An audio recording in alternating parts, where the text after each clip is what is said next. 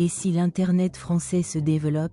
Histoire alternative de conquête de l'Antarctique. Le Japon féodal conquit la Corée. Et si Dragon Ball était réel? Et si Robespierre n'avait pas été renversé? Et si Jurassic Park? Et si le général de Gaulle? Et si l'Argentine? Et si Rome? Et si l'homme n'était pas avec le noir?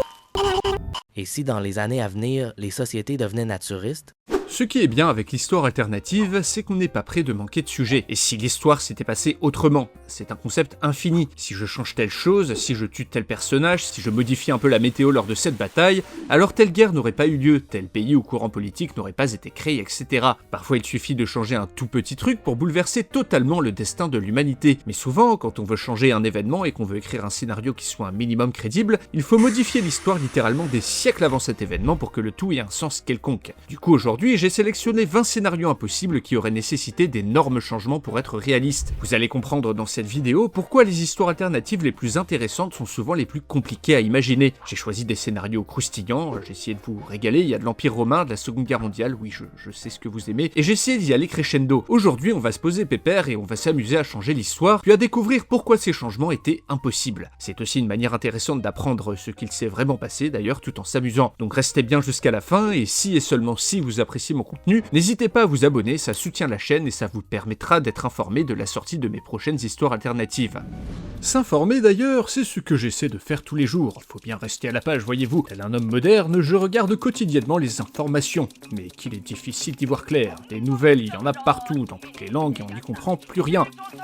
Enfin, qu'est-ce qu'il raconte? Ces chaînes d'information continues me tapent sur le système et traitent les mêmes sujets en boucle, et je me retrouve constamment enfermé dans des chambres à écho avec des points de vue orientés. Mais en tant qu'homme avisé, je refuse d'abandonner face à l'oppressante absurdité du système médiatique. J'ai donc trouvé une solution à tous ces problèmes grâce à Sift, le partenaire de cette vidéo. Sift AI, c'est une application qui vous permet de personnaliser entièrement votre fil d'actualité. Elle est d'ailleurs régulièrement classée parmi les meilleures applications d'actualité en France, en Allemagne et en Espagne. Vous êtes intéressé par l'évolution des drones militaires, tapez-le dans l'app et vous voilà informé des dernières avancées. Vous voulez suivre un événement de reconstitution historique et créer une alerte en quelques secondes. Actualité locale, politique internationale, Lego, Seigneur des Anneaux, midterms aux États-Unis, peu importe le sujet, s'il existe et qu'il y a des articles dessus, vous pouvez le suivre, quelle que soit la langue. Vous avez ainsi accès à des articles de médias locaux dans ces pays, traduits, ce qui vous permet d'accéder à des perspectives habituellement bloquées par la barrière de la langue. Et vous pouvez tester le tout gratuitement. C'est aussi super utile pour le travail, par exemple pour suivre un secteur en particulier ou même un concurrent. Chaque jour, Sift regroupe les articles liés à vos sujets, les traduit, puis les condense en un résumé court et clair que vous pouvez ensuite approfondir en cliquant ou même en écoutant en format podcast. C'est super pratique si, comme moi, vous aimez creuser des sujets très spécifiques.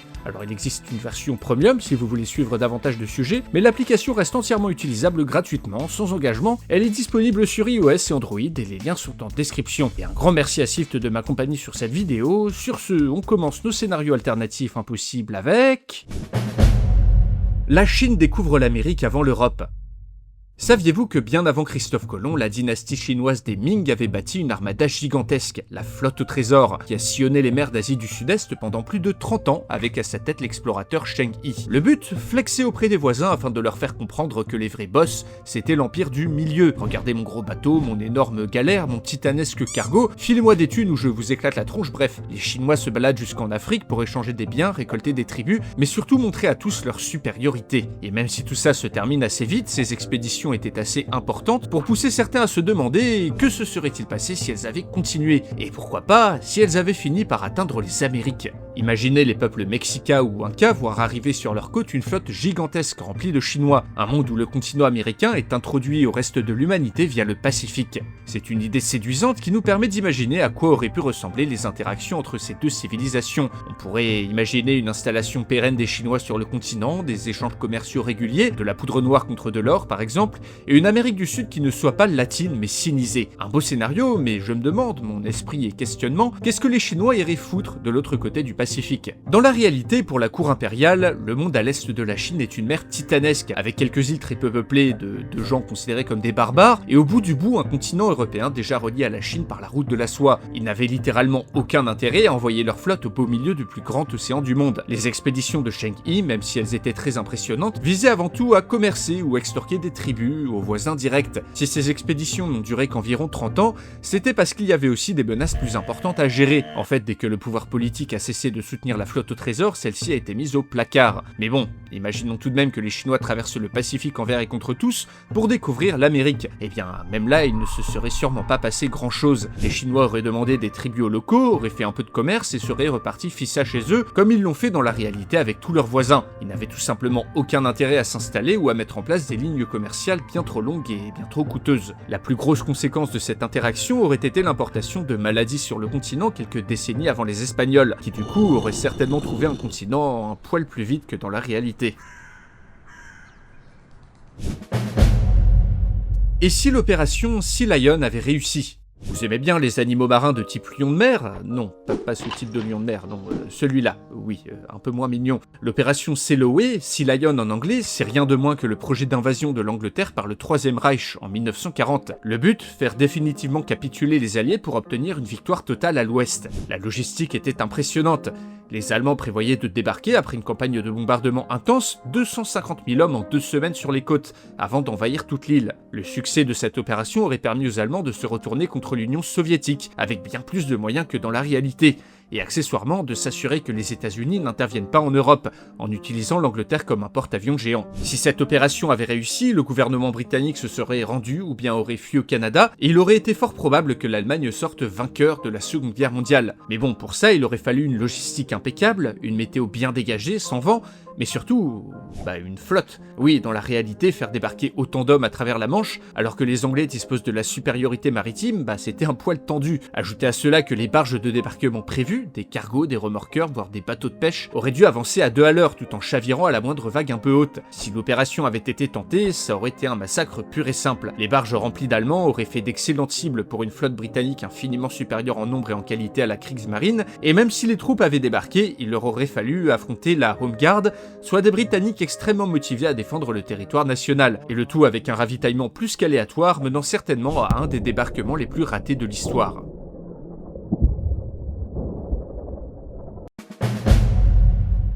La conquête spatiale continue. Pour les fans d'espace et de fusées, la période de la conquête spatiale dans les années 60 est fascinante. L'argent coulait à flot et des projets hallucinants étaient dans les cartons. Un complexe spatial en orbite à gravité artificielle, des bases lunaires civiles et militaires, un centre nucléaire sur Mars, un vol habité vers Vénus.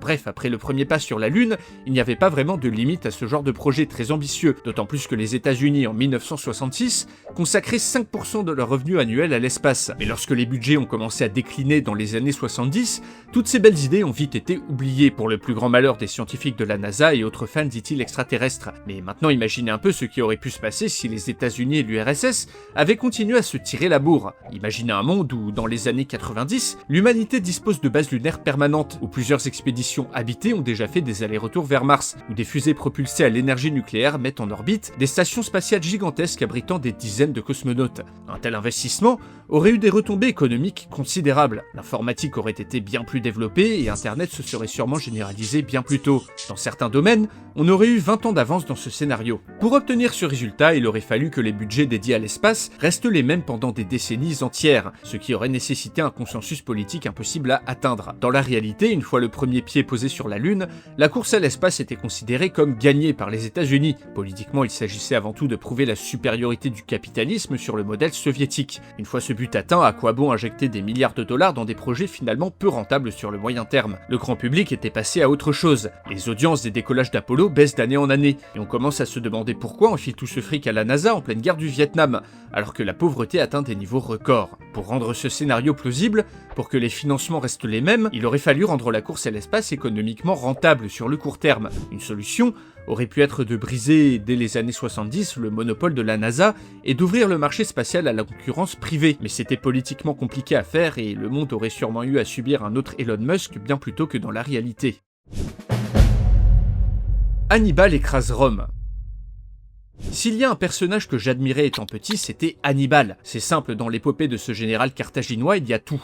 De l'audace, des trahisons, de grandes batailles et surtout des victoires complètement délirantes face à la toute-puissante Rome. Il y a aussi des éléphants, un grand délire d'utiliser les éléphants pour combattre. De 218 à 201 avant Jésus-Christ, ce général de génie se balade de l'Espagne jusqu'au centre de l'Italie en taillant littéralement en pièces des dizaines de milliers de légionnaires, poussant Rome à la limite de l'effondrement. Et un monde où Carthage, une république maritime et marchande, écrase sa rivale latine, aurait certainement été bien différent. Avec une domination carthaginoise sans partage, la République romaine puis l'Empire romain n'existe tout simplement pas. C'est toute l'histoire de l'Occident qui change. L'Europe n'est pas unie sous un grand empire, n'est pas romanisée, Carthage se serait contenté de contrôler les côtes. Les peuples celtes, daces, grecs ou égyptiens n'auraient jamais été unis sous la même bannière et auraient gardé leurs spécificités, formant des royaumes et des empires bien différents que dans la réalité et changeant littéralement toute l'histoire du monde. Mais pour arriver à ce résultat, il aurait fallu changer bien plus de choses à l'histoire que ce que l'on imagine. En effet, malgré sa supériorité incontestable sur le champ de bataille, malgré le fait qu'il trucide des dizaines de milliers de soldats à plusieurs reprises, Hannibal n'a jamais vraiment fait plier Rome. Et ce pour une bonne raison, les Romains étaient tout simplement beaucoup trop acharnés pour les Carthaginois. Des grands malades les Romains, pour se prendre des défaites pareilles puis quand même se relever, après il fallait être dans un sacré délire. Après la bataille de Cannes d'ailleurs, Hannibal se voit déjà vainqueur, mais oublie une chose, il est loin de la maison, il n'a pas d'armes de siège et sa logistique est déjà beaucoup trop étendue. Et en plus, il a plus beaucoup d'éléphants. Le pouvoir politique carthaginois est bien trop divisé pour le soutenir, et le système romain est bien trop résilient, reposant sur un vaste réseau d'alliés qui leur fournissait 2 armées supplémentaires lorsqu'une était perdue. Même la prise de Rome n'aurait rien changé. Le Sénat avait déjà déménagé ailleurs et aurait refusé de se rendre, harcelant l'envahisseur tout en recrutant de nouveaux soldats dans l'arrière-pays. Carthage aurait dans le meilleur des cas pu négocier une paix favorable, mais qui n'aurait pas détruit une république romaine furieuse qui serait revenue à la charge quelques décennies plus tard, tels des fourmis acharnées refusant d'admettre la moindre défaite. Une autre preuve finalement que la persévérance et l'acharnement donnent souvent plus de résultats que n'importe quel coup d'éclat. Les États latins d'Orient survivent. Imaginez que les croisades aient fondé un empire latin au Moyen-Orient durable, s'étendant de l'Égypte à la Turquie, centré autour de la ville de Jérusalem. Dans ce scénario, toutes les croisades ont été victorieuses. La Méditerranée est un lac chrétien, tandis que le monde musulman s'est recomposé plus à l'est. Saladin a été vaincu, l'Empire ottoman n'existe pas. Constantinople est absorbé dans cet empire, et un conflit quasi permanent oppose les croisés aux forces musulmanes, qui lancent régulièrement des djihad pour récupérer leurs terres perdues. Alors on n'est pas loin d'une guerre religieuse éternelle à la Trench Crusade, mais pour atteindre ce résultat, il aurait déjà fallu que les croisades réussissent. Et vu le bilan de celle-ci dans la réalité, ça aurait été, un poil compliqué.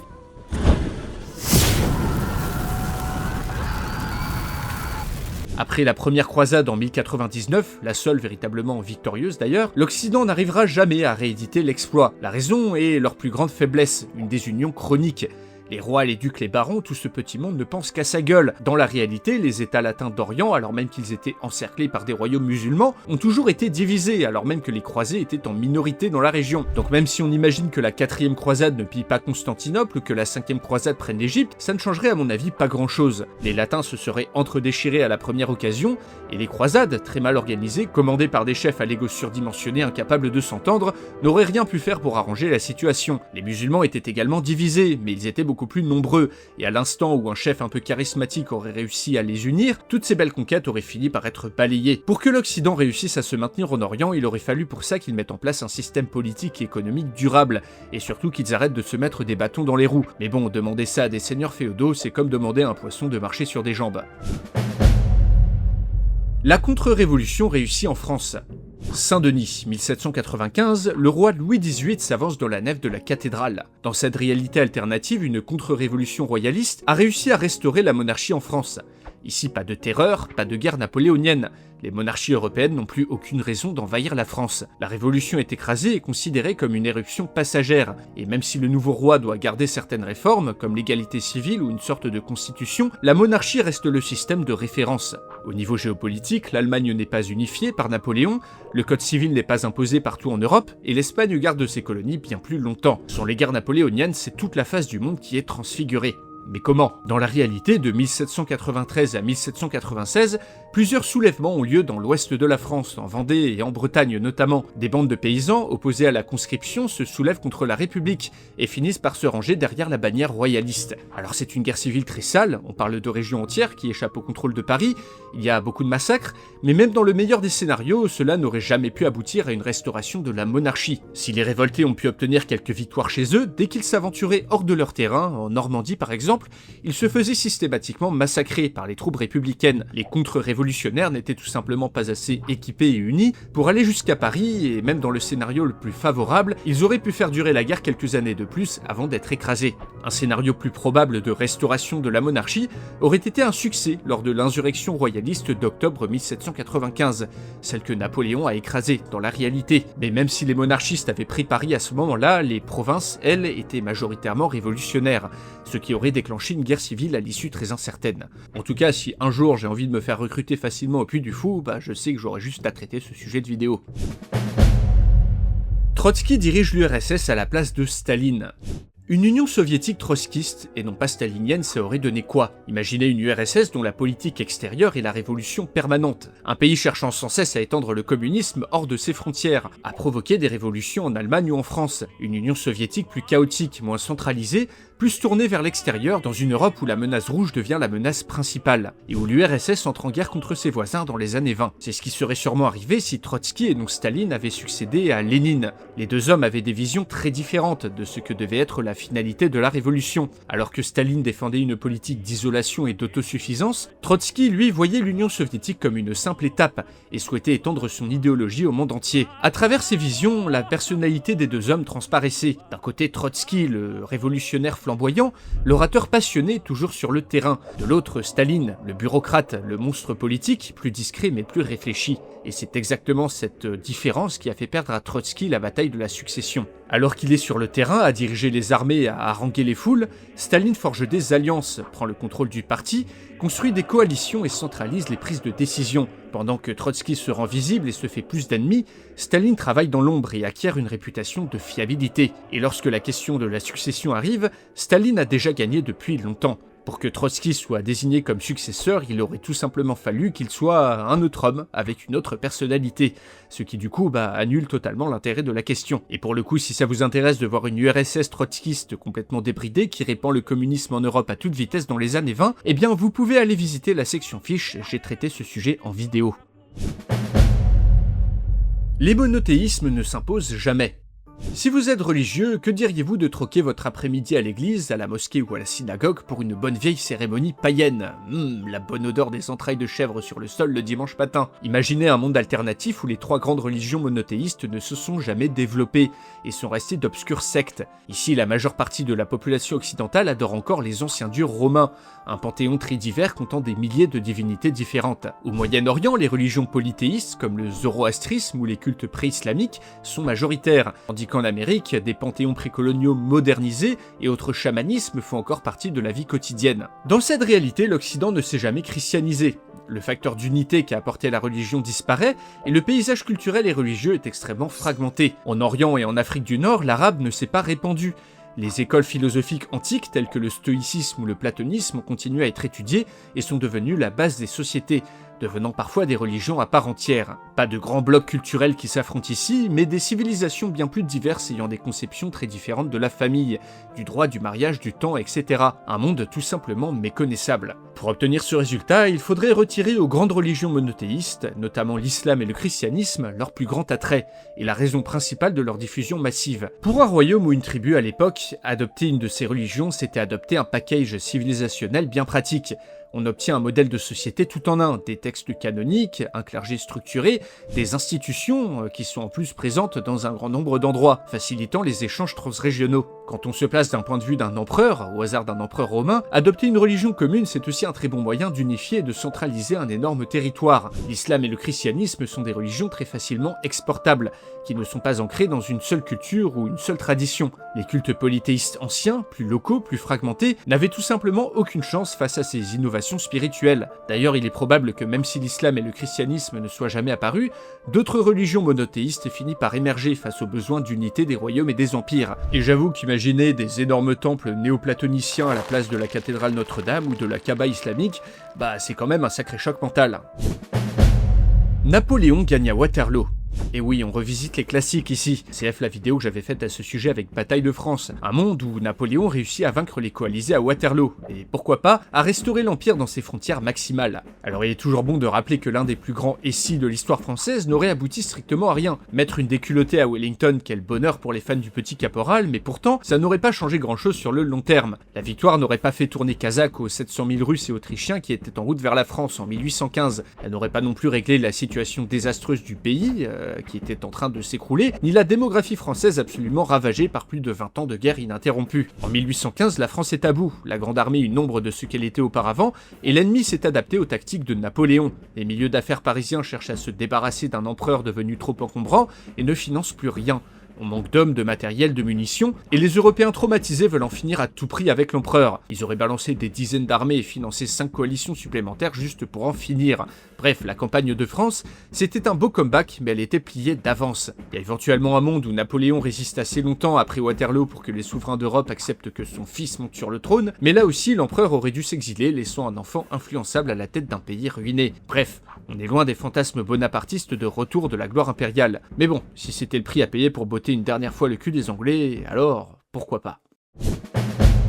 Le Japon établit sa sphère de coprospérité asiatique. On en a marre d'être colonisé, alors colonisons nous-mêmes. Telle était la devise du Japon impérial des années 1900 jusqu'à la Seconde Guerre mondiale. Au centre de ce projet de domination du continent asiatique, il y avait la sphère de coprospérité japonaise. Un projet rassemblant la plus grande partie du continent dans une optique de collaboration et de développement mutuel, en fait un instrument de domination et d'exploitation totale de l'Asie par le Japon. Mais bref, si les Japonais avaient réussi leur coup, ils seraient de facto devenus les leaders incontestés d'un bon tiers de la planète. Un empire maritime gigantesque, riche en ressources et en hommes, opposé aux intérêts occidentaux et particulièrement aux anglo-saxons, et mené d'une main de fer par une dictature militaire impitoyable. Des centaines de millions d'habitants de la Birmanie à la Corée, en passant par l'extrême-orient russe, tous réunis dans un seul empire. Le projet était assez ambitieux, et c'est exactement pour ça qu'il n'aurait jamais pu aboutir. C'est simple, les obstacles étaient bien trop grands, tout comme le territoire à contrôler. Comment voulez-vous maintenir une présence japonaise en territoire hostile lorsque les lignes de ravitaillement font des milliers de kilomètres et que le pays ne dispose pas d'une population illimitée? Dans la réalité, rien que pour tenir une partie de la Chine, il a fallu aux Japonais combattre une guerre dévastatrice et mobiliser plusieurs millions d'hommes pour au final échouer.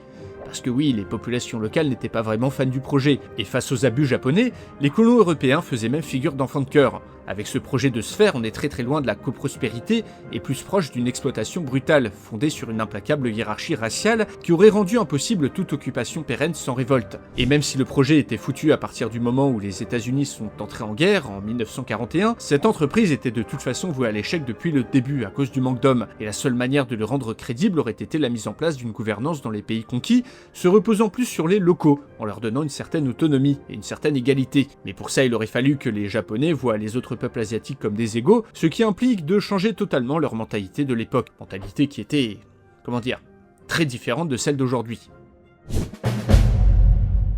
Les Gaulois gagnent contre César et le monde celtique reste indépendant.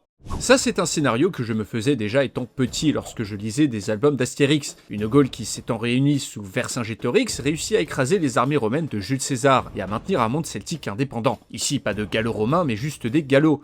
Les différentes tribus et royaumes celtes continuent d'exister indépendamment de la République romaine, qui ne s'étend jamais dans les frontières qu'on lui connaît. Les Celtes, dans cette réalité alternative, forment un ensemble culturel original qui s'unifie petit à petit, pour éventuellement, 1 ou 2 siècles plus tard, enfin former de véritables royaumes. Seulement, les Gaulois, dans la réalité, n'ont pas vraiment eu le luxe du temps pour résister à Rome. Vercingétorix, c'est le nom dont on se souvient, mais il ne faut pas oublier que le chef Arverne a dû lutter très longtemps juste pour bâtir une coalition fragile. La fragmentation politique de la Gaule antique était telle qu'il était très simple pour les Romains d'exploiter cette faiblesse, en utilisant un mélange d'incitation commerciale et de massacre. Même si les révoltés, avec quelques ajustements dans l'histoire, auraient pu infliger une cuisante défaite aux légions de César, en gagnant la bataille d'Alésia par exemple, ça n'aurait pas suffi. Rome c'était une machine monstrueuse qui avait les moyens de revenir encore et encore. Il suffit de regarder les précédents historiques, l'Hispanie ou bien encore Carthage, qui ont été vaincus à l'usure. L'intérêt économique de la Gaule était bien trop grand pour que Rome fasse une croix dessus. Si César avait été vaincu, des légions seraient revenues quelques dizaines d'années plus tard finir le travail dans dans une région déjà dévastée. Pour résister, il aurait fallu aux Celtes une unification politique et militaire permanente,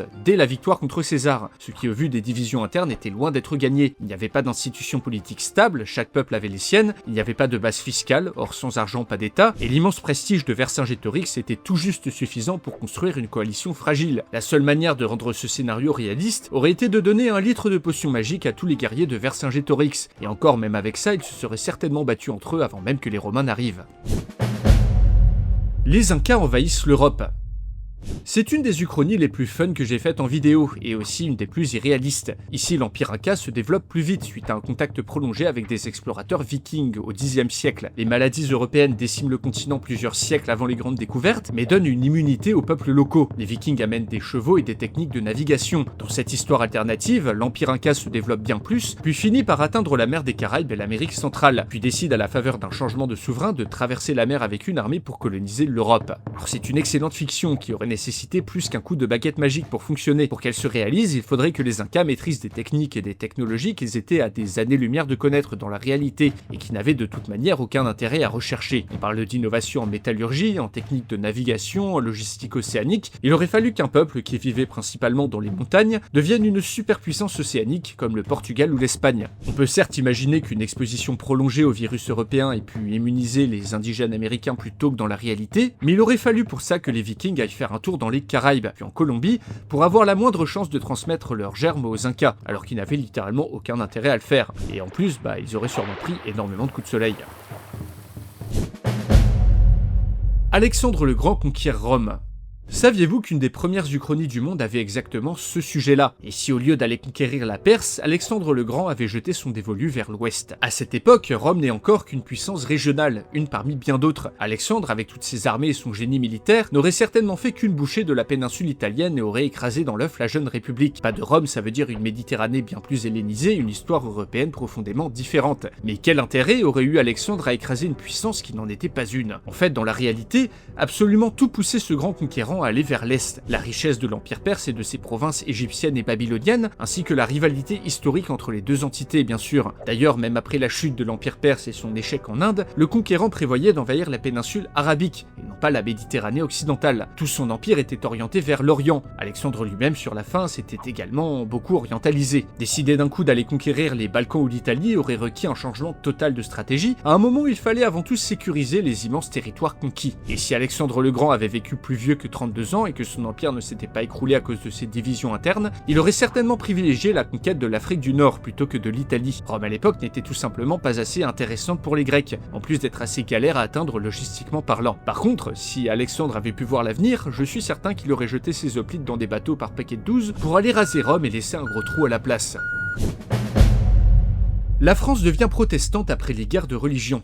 Imaginez un royaume de France qui change totalement de religion d'État au XVIe siècle pour devenir protestante. Même si sur le papier on peut se demander si ça aurait eu un impact quelconque, quand on met à plat ce scénario, ça aurait fait de sacrées différences dans l'histoire. Déjà, une France protestante aurait gardé son élite marchande et entrepreneuriale, qui dans cette réalité alternative ne s'enfuit pas en Angleterre et aux Pays-Bas. Résultat, un pays beaucoup plus dynamique économiquement dès le XVIIe siècle, qui lance plus tôt et plus fort de grands projets industriels et coloniaux. Et oui, la différence de mentalité entre catholiques et protestants est réelle. Les protestants de cette époque ont une conception bien plus horizontale de l'autorité, favorisent les initiatives, l'alphabétisation, mais surtout l'entrepreneuriat privé. Si la majorité de la population adoptait cette mentalité, la France aurait été transfigurée. Affrontant bien plus tôt l'Espagne catholique, ce royaume protestant aurait envoyé ici bien plus de monde dans les colonies. Certaines qui ont échoué dans notre réalité auraient ici perduré, comme les colonies françaises au Brésil ou en Floride. La Nouvelle-France aurait été bien plus remplie et serait peut-être même restée française et non pas vendue aux États-Unis. Quant au royaume, il aurait été beaucoup plus décentralisé et serait entré plus tôt dans la révolution industrielle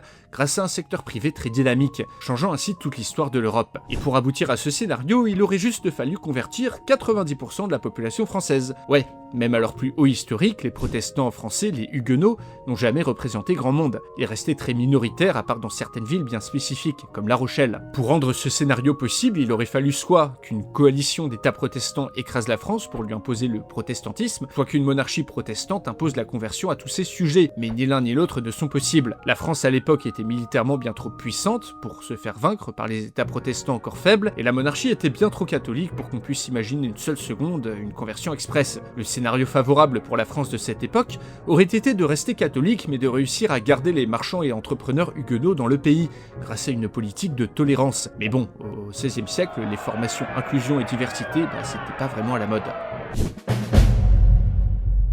L'URSS gagne la guerre froide. Un monde rouge, tout rouge, l'Amérique capitaliste est vaincue, et les pays d'Afrique, d'Asie et d'Europe sont presque entièrement communistes ou en passe de le devenir. Bienvenue dans une réalité alternative où l'URSS a gagné la guerre froide. Ici, dans les années 50, les partis communistes en France puis en Italie, pilotés par Moscou, prennent un par un le pouvoir, boutant les troupes américaines hors de leur pays. Un effet domino s'enclenche et le modèle communiste s'étend partout. Sur le modèle de l'ONU, une internationale des travailleurs est fondée, une organisation permettant aux pays communistes de commercer entre eux et de sortir de leur isolement. Un scénario ambitieux dont tout le monde avait peur pendant la guerre froide, que j'ai d'ailleurs également traité en vidéo sous une perspective française. Alors dans la réalité, s'il y a bien un moment dans les années 50-60 où l'URSS impressionne de par son développement économique et social, il est bien peu probable que le modèle se soit imposé à l'échelle du monde. La bureaucratie, l'inefficience économique du modèle soviétique, la répression féroce, ainsi qu'une grosse crise de légitimité affaiblissent l'image du bloc communiste assez rapidement. De modèle à suivre, l'URSS devient juste un rival pour l'Occident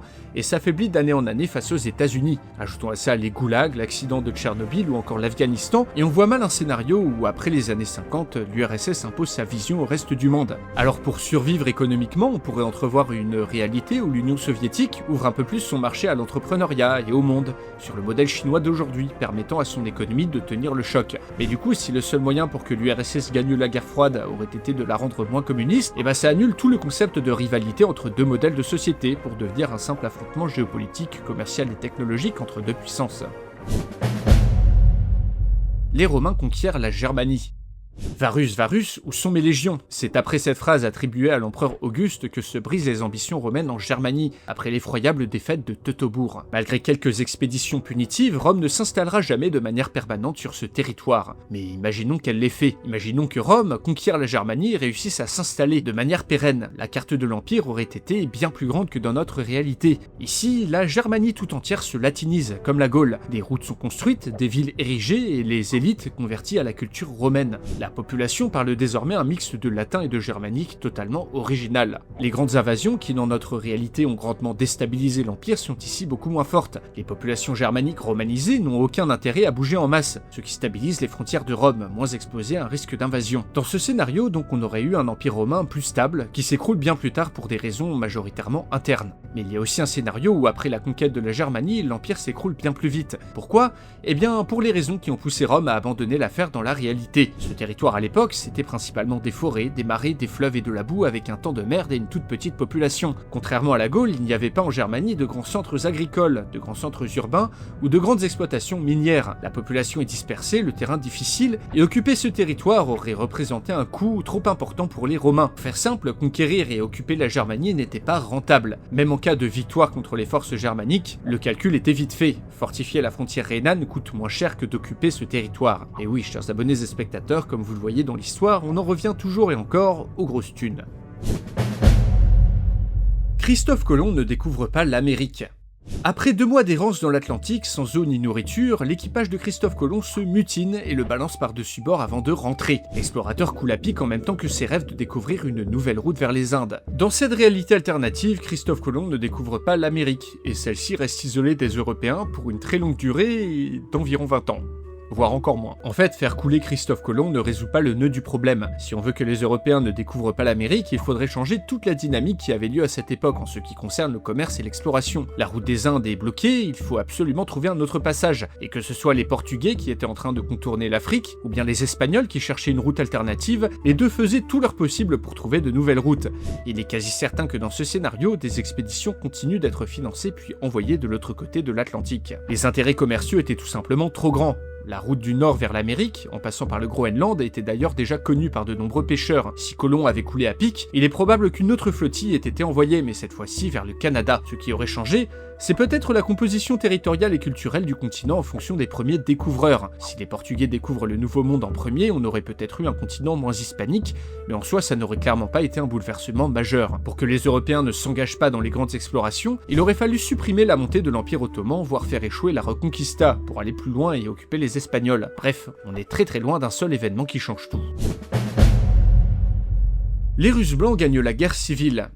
Pourquoi imaginer l'URSS gagner la guerre froide quand on peut juste annuler l'existence même de ce pays? Dans cette réalité alternative, lors de la guerre civile russe, les forces fidèles à la monarchie, les Blancs, écrasent la révolution bolchevique. Le tsar ou un gouvernement républicain les remplace. Tout change. Sans l'influence de l'URSS, le communisme se diffuse beaucoup moins et reste une idéologie non testée à l'échelle d'un pays. Les Rouges ne font pas non plus figure de repoussoir dans les années 30. Le fascisme apparaît toujours, mais sans la menace soviétique, il fait beaucoup moins recette. Dans ce monde, il est probable qu'Hitler n'arrive jamais au pouvoir en Allemagne, tandis que la Seconde Guerre mondiale, si elle a lieu, implique des alliances et des forces bien différentes. La Russie s'industrialise moins vite, mais ne tente pas de gober toute l'Europe au petit déjeuner. Mais pour que ce scénario se réalise, il aurait fallu que les Russes blancs gagnent, et surtout, plus important, qu'ils soient d'accord sur quoi faire après la victoire, car c'était là leur plus grande faiblesse. Ils étaient extrêmement divisés dans la réalité. Dans la réalité, les monarchistes, conservateurs et républicains combattent de 1917 à 1922 l'armée rouge, mais sans véritable coordination, poursuivant des objectifs très différents. Ils n'ont pas le soutien populaire et n'ont pas de véritable projet commun, contrairement à leurs ennemis, qui eux savent exactement où aller. Les bolcheviks tiennent les grandes villes et les voies ferrées peuvent déplacer des troupes rapidement. L'aide étrangère que reçoivent les blancs rend la population d'autant plus hostile à leur cause, et à partir de 1919 et la création de l'armée rouge par les bolcheviks,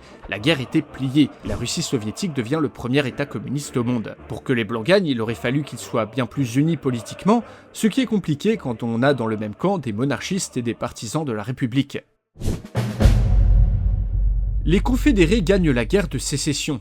Dans cette réalité, les États-Unis sont scindés en deux, après une victoire du Sud en 1862 pendant la guerre de sécession. Le Nord, amputé de 40% de son territoire, se tourne vers l'Europe, grâce à son industrie, alors que le Sud, nouvellement indépendant, étend son empire esclavagiste en s'alliant avec le Brésil et en envahissant ses voisins. Cuba, Panama, ces petits pays sont envahis par la nouvelle puissance dominante des Caraïbes, un empire agricole, la Confédération, fondée sur l'exploitation des esclaves, à rebours de l'histoire. Ici, les puissances européennes anti-esclavagistes doivent bien s'accommoder de cette nouvelle réalité. On pensait l'esclavage en déclin, mais la victoire du Sud change la donne. La traite humaine est ici abolie bien plus tard, et des États désunis changent totalement l'histoire du XXe siècle. La Première Guerre mondiale et la Seconde se déroulent bien différemment, et les États-Unis ne deviennent jamais le pays le plus puissant au monde. Pour que l'histoire se déroule telle que je viens de vous la présenter, il aurait fallu que les confédérés, inférieurs économiquement et démographiquement, réussissent à gagner la guerre. Ça n'aurait pas été une mince affaire. Le Nord, c'était 22 millions d'habitants contre seulement 9 pour le Sud, 5 si on ne compte pas les esclaves. Toutes les industries étaient au nord, les confédérés étaient sous blocus, et même s'ils avaient l'avantage militaire, en tout cas au début, sur le long terme ils ne pouvaient tout simplement pas gagner. Ajoutons à ça que le modèle économique du Sud était très peu productif et que la France et l'Angleterre, les seuls pays à l'époque qui auraient pu briser le blocus pour acheter le coton sudiste, ne l'ont pas fait, car ils étaient mal à l'aise de soutenir militairement un régime esclavagiste.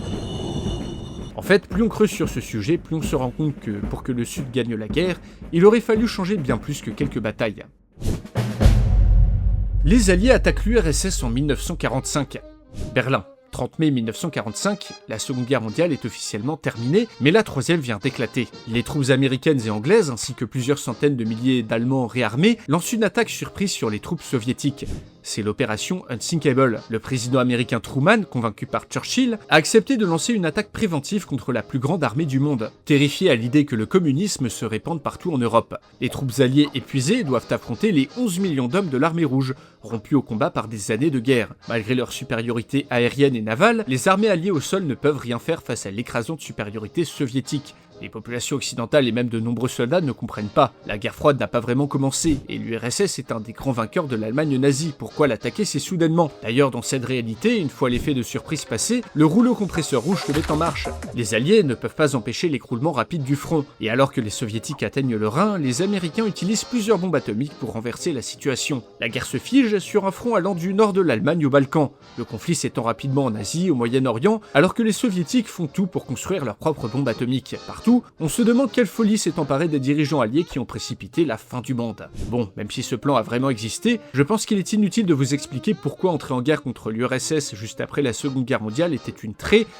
mauvaise idée. C'était pourtant une possibilité, évoquée, envisagée rapidement par Churchill, qui était terrifié de la montée du communisme, mais qui heureusement a très vite été écarté. En 1945, les Alliés n'étaient tout simplement pas en mesure d'affronter l'URSS, et même l'usage de la bombe atomique, à l'époque très longue à fabriquer, n'aurait pas renversé le cours de la guerre, mais n'aurait fait que la prolonger. En tout cas, ce genre de plan démontre que la guerre froide avait déjà débuté dans la tête des dirigeants dès 1945.